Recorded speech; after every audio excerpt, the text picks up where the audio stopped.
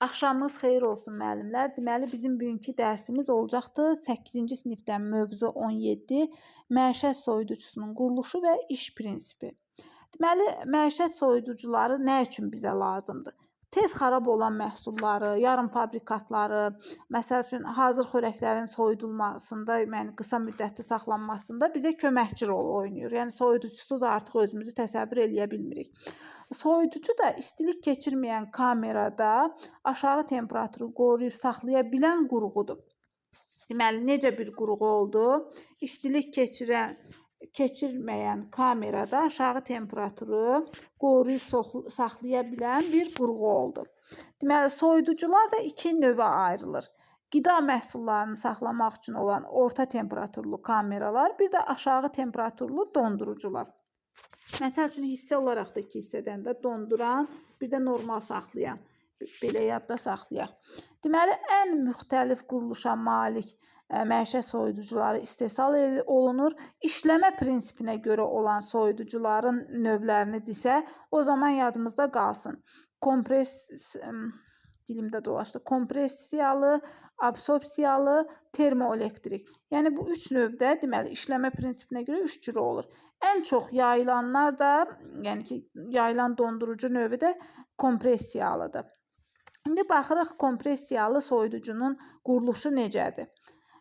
Deməli şəkil 1-də. Baxın burada bunun şəkli verilibdir. Bu hissəyə baxırıq. Görək burada bizə nə verilir? Bax birinci nədir? Dondurucu kameranın tutumu şəkil 1-də göstərilibdir. Bax bu hissə deməli nədir? Tutumu göstərilibdir. Ondan sonra nədir? Aralıq qutu. İkinci hissəsi deməli bu aralıq qutudur. Sonra nə gəlir? Üst yeşik. Üçüncüsü isə üst yeşik adlanıbdır. İndi davam eləyirik. Sonra bizə nə deyir? Dördüncü soyuducu kameranın rəfləri. Bax, rəflər də deyəndə bu içindəkiləri nəzərdə tutubdur. Sonra temperatur tənzimləyicisi var. Yəni ki, hamımız bilirik də onun yuxarı hissəsindən biz, yəni ki, o saat əqrəb istiqamətində vuraraq istədiyimiz temperatura qoya bilirik xaldeyniyi. Sonra soyuducunun işıqlandırma qurğusu. İşıqlandırma qurğusu da burada yerləşir. O da yəni ki, 1,5 voltdan artıq olmamalıdır təhlükəsizlik üçün. Ondan sonra nə gəlir? Sonra aşağı qapaqlı saxlama, ağzı qapaqlı saxlama qabı. Ağzı qapaqlı saxlama qabı da bu yuxarı hissədə olandır. Sonra çevrilən rəf var. 8-cidə bu üstünün o qapağının çevrilən rəfidir.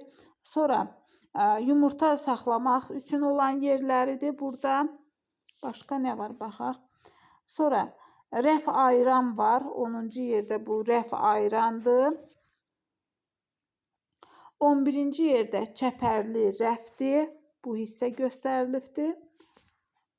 Meyvə tərəvəz qabı var. 12-ci yerdə bilirik ki, hamımızda ora qoyuruq meyvə tərəvəzi.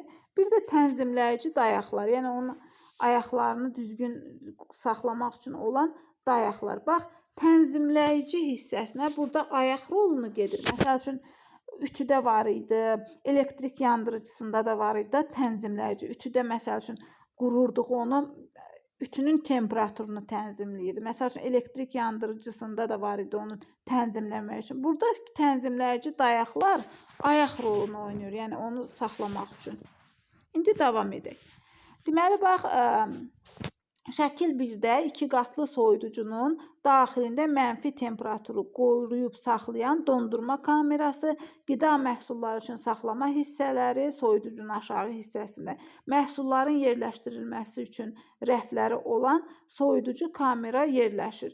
Soyuducunun maşın bölməsində soyuducu aqreqat, yəni arxa divarında. Baxın, soyuducu aqreqat bax bu şəkildə göstəriləndir. Dondurucu aqreqatın quruluşu burada verilibdir. Görək başqa nə var burada. Deməli, arxa divarında aqreqat harada yerləşirdisə, yadda saxlayacağıq ki, soyuducunun deməli, bayır divarında, məsəl üçün, belə deyək də, arxa divarında yerləşir. Maşın bölməsində.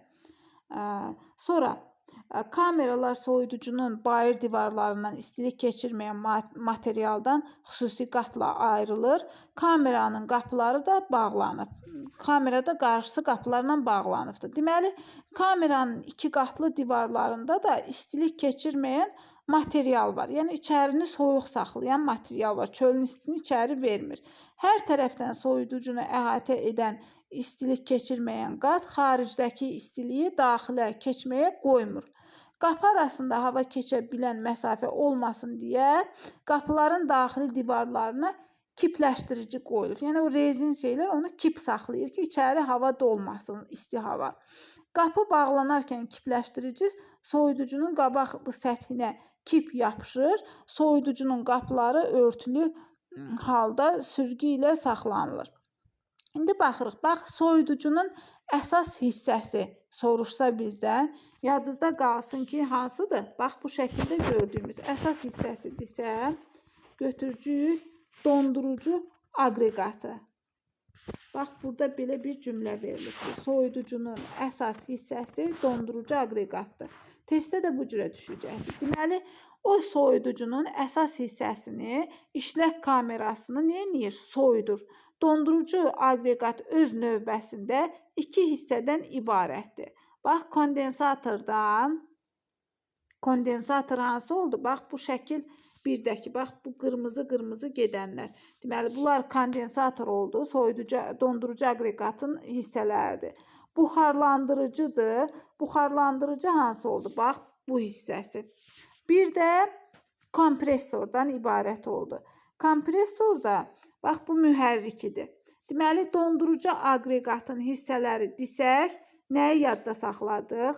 Buxarlandırıcı, bircə dəqiqə, buxarlandırıcı dondurucu aqreqatın hissəsinə daxildir. Sonra kondensator dedik, bu qırmızılardır. Kompresor da, bax, bu mühərrik hissəsidir. Bunlar nəzərdə tutulur. Bu üç hissədən ibarət oldu. Bu dondurucu aqreqat. Soyuducunun da əsas hissəsi dedik, nə oldu? Dondurucu aqreqat oldu. Dondurucu aqreqatın özünün də 3 dənə hissəsi oldu. Buxarlandırıcı oldu. Deməli, buxarlandırıcı oldu. Kondensator oldu. Bu qırmızılar. Bir də kompresor. İndi davam edirik. Deməli, bu dondurucu aqreqat sistemi də qapalıdır. Bunun içərisində də bu freon qazı doldurulubdur. Freon. Bax, freon özü nədir? Testlərə düşür. Həmişə də yəni miqyas sertifikasiyaya bu suallar düşür. Freon nədir? Düşür. Freon rəngsiz, iysiz qaz və yaxud mayedir. Hər bir duru maye kimi o qaynama vəziyyətində, yəni buxara əmələ gələndə ətrafdakı istiliyi özünə çəkir, soyudur. Və əksəriyyət qazlar kimi müəyyən təzyiq, temperaturda kondensasiya edir, yəni mayeyə çevrilir. Kondensasiya etmək mayedə soyuyur, daha sonra nə edir? Əriyir, maye halına çevrilir. Ətraf mühitə də istilik ötürür. Deməli, dondurucu aqreqat necə işləyir? Baxırıq indi dondurucu aqreqatın iş prinsipinə. Deməli, mühərrik kompresordan freonun buraxılanacan çəkir və onları kondensatora ötürür. Deməli, bax, kompresordan çəkir. Hara ötürür? Bax, bu kondensatora ötürür. Kondensatorda freonun buxarı soyuyur və mayeyə çevrilir. Sonra duru maye halında freon qurutma kanalı filtri ilə, yəni süzgəc və yaxud kapilyar dar boru ilə, yəni bu hissədən nə edir? Buxarlandırıcıya. Bax, bu hissə ilə qalxdı buxarlandırıcıya. Buxarlandırıcı da buradadır. Daxil olur buxarlandırıcıya. Freon buxarlandırıcıya daxil olarkən onun təzyiqi kondensasiyaya, yəni maye təzyiqindən qaynama təzyiqinə qədər düşür. Duroselləşmə alınır. Yəni ki, isinir, mayədən olur buxar halına da duroselləşir. Bu zaman buxarlandırıcının kanallarına daxil olan freon nə edir? Qaynayır. Qaynama üçün lazım gələn istilik enerjisi buxarlandırıcının səthindən alınır və soyuducudakı nə edir? Hava soğuyur. Deməli, buxarlandırıcıdan keçən freon duru buxara çevrilir və kompresora soğurulur. Yəni, yenidən qayıdır hara? Kompresora. Beləliklə, kondensatorda freon yüksək təzyiq altında maye halına keçir və istilik ayrılır. Buxarlandırıcıda isə nə edir? Deməli, kondensatorda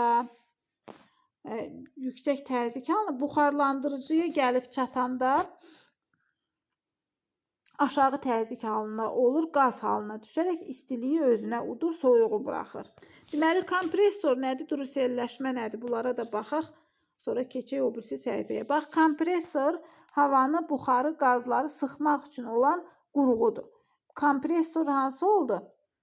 Baxın, bu aşağıdakı qurğu onları sıxır, təzyiq altına salır. Druselləşmə isə mayenin, qazın, buxarın təzyiqinin və işlənməsinin nizama salınmasıdır. Yəni, o nizama düşür artıq druselləşmədə. İndi baxırıq soyuducunun istismarı zamanı elektrik təhlükəsizliyi qaydaları. Bax, bəzən bu təhlükəsizlik qaydalarından da düşdüyünə görə bunları da bir-bir oxumaq lazımdır. Bax, soyuducunu elektrik şəbəkəsinə qoşmazdan əvvəl onun çəngəl və şnurla izolyasiya pozulmasını yoxlayın. Yəni, baxırıq görək üstündə çatı, cırığı, deşiyi yoxdur ki, bizi tok vurmaz ki. Sonra, ikincidə nədir? Soyuducunun gövdəsinə qısa qapanma olduqda onu şəbəkədən ayırın və nasazlığı aradan qaldırmaq üçün üst açağını, yəni mütləq tokdan çıxartmaq lazımdır. Sonra, soyuducuya və yerlə təbii birləşməsi olan qurğulara, qaz plitəsidir, qızdırıcıdır, radiator, su kəmi və s. Eyni zamanda yəni toxunmayın bunlara. Sonra soyuducunun daxili və xaricini qaydaya salmaq üçün döşəməni yumaq, nasazlığı aradan qaldırmaq üçün, məsəl üçün, elektrik çəngəlini mütləq nə etmək lazımdır? Şəbəkədən ayırmaq lazım. Yəni, sulu yerdə ümumiyyətcə iş görmək olmaz tokla işləyənlərdən. Sonra, rütubət və cərəyan keçirən döşəməli, məsəl üçün, metaldır, torpaqdır, dəmir, betondur. Bilirik ki, bunlar nə edir? Cərəyan keçirir, rütubəti çəkir özünə. O otaqlarda, məsəl üçün, soyuducuların istismarı qadağandır. Yanğından mühafizə məqsədi ilə də soyuducuda gücü 15 voltdan çox olan lampa quraşdırmaq olmaz. Biz bilirik ki, soyuducuların içində işıqlar olur da, lampası olur. Yəni ki, o işığın gücü 15 voltdan artıq olmamalıdır. Bu qədər.